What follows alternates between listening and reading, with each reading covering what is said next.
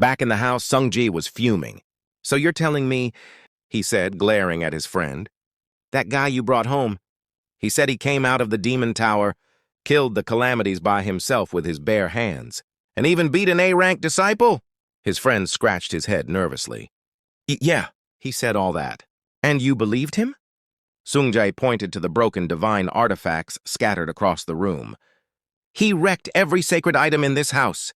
Lee Gun, still lounging around, casually replied, "Told you, they were all fakes. Even this one." He held up a shattered artifact like it was a cheap souvenir. Sung-jae narrowed his eyes. "What divine cadre are you in?" Lee Gun grinned. "Do I have to be in one?" "Then which divine god do you serve?" "None. I only follow myself." "Not those 12 morons." Sung-jae wasn't having it. "What about your awakened class?"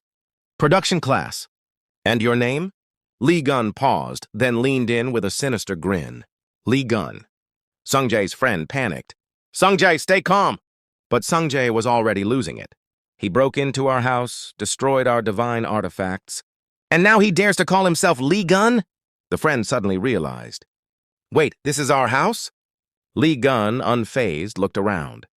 "Cool place, but at this rate I might just burn it down." Sung-jae's summon's eyes began to glow ominously, preparing to attack.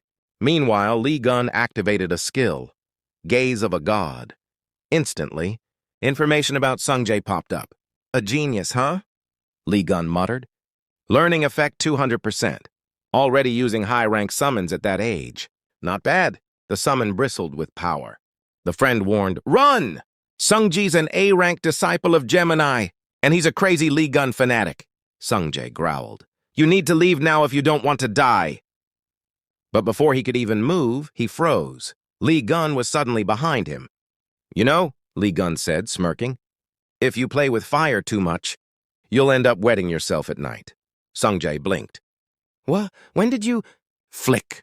Lee Gun's finger tapped his forehead, and Sung-jae was launched across the room, landing with a crash. "You're nuts," Lee Gun muttered. "First, breaking the house. Second, trying to burn the whole building?"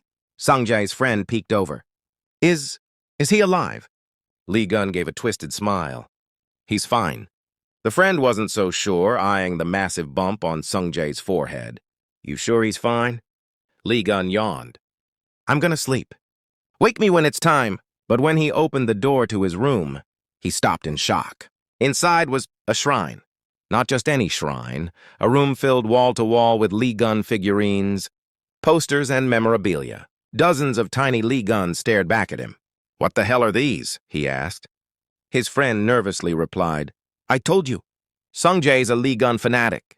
Outside the room, a dazed Sung-jae weakly mumbled, "Don't go in there. That room is filled with my Lee Gun collection. More precious than my life." But Lee Gun ignored him, plucking a figurine off a shelf and casually popping its head off. "These things are creepy." "No!" Sung-jae wailed. He looked like a man who had just broken up with his first love.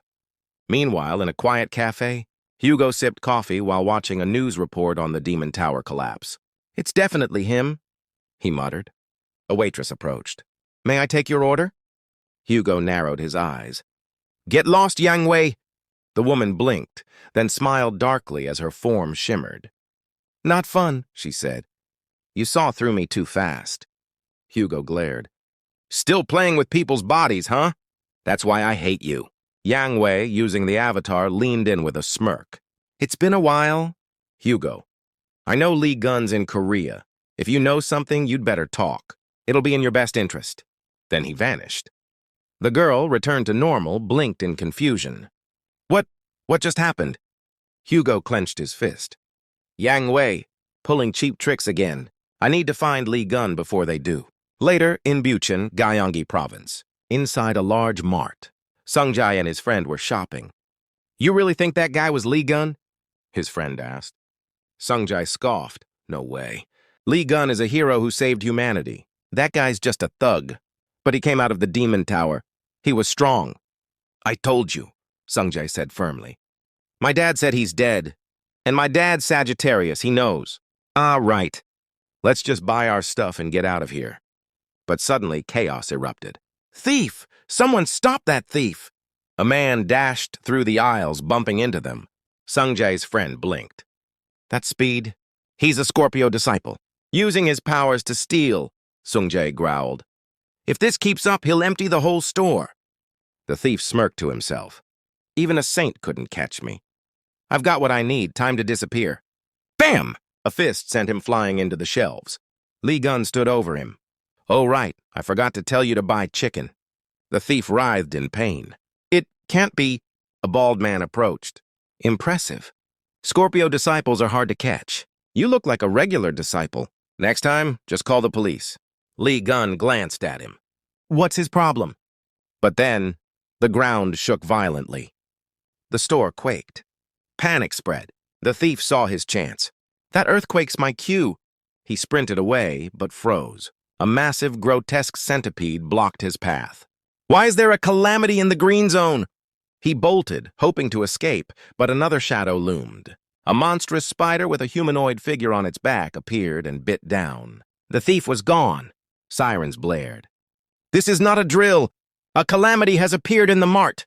All civilians evacuate immediately. A voice echoed through the chaos. The danger level has been upgraded to red zone.